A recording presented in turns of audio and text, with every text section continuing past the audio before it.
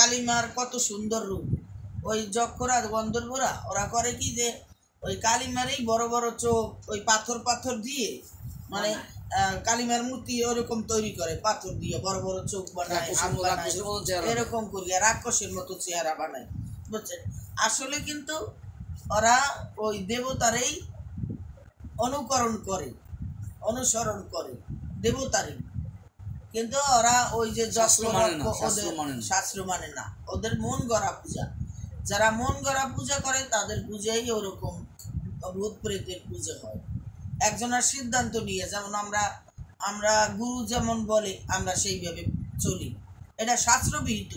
যেহেতু গুরুর মুখ থেকেই এই শাস্ত্র আসছে, এই শাস্ত্র আগে আসছে আধ্যাত্মিক, পরে হয়েছে শাস্ত্রিক।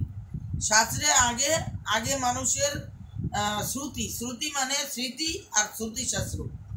শ্রুতি মানে শোনা, হ্যাঁ, আর স্মৃতি মানে মাথায় ওটা ধারণ করা। এই জন্য স্মৃতি আর শ্রুতি শাস্ত্র আসছে আগে। বেদের যে খণ্ড, সেই খণ্ড বেদেই আগে শ্রুতি আর স্মৃতি আসছে। একজন বলছে আর একজন শুনছে, তার থেকে এই শাস্ত্র আস্তে আস্তে লিপিবদ্ধ হয়েছে।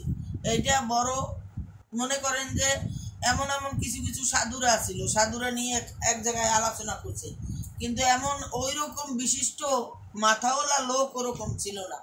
হয়তো তখন ভগবান চিন্তা করছে যে আমার এই সামান্য মানবের পক্ষে আমার এই লীলা কথা বা আমার এই আচার আচরণ, আমার এই নিয়মকানুন, এগুলি রচনা করা মানুষের পক্ষে সম্ভব না। তাহলে কি করব, তাহলে আমার এই আসতে হয়।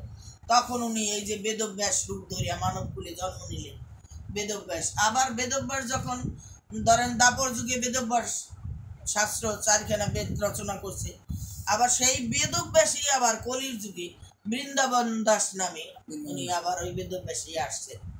এরকম ধাপে ধাপে আবার ওই দেখা যায় যে এটা কিন্তু ভগবানের সূক্ষ্ম সূক্ষ্ম যে ছোট ছোট যে অবতারগুলি, সেই অবতারের কথা বলা হয়েছে।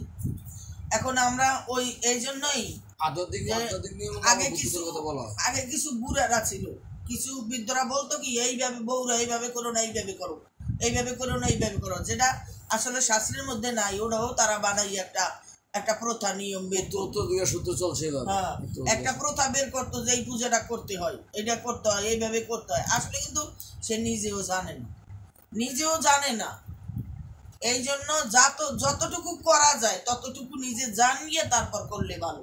না জানা করলে, আজকে আমার যে সাধন ভজনটা আমি করলাম,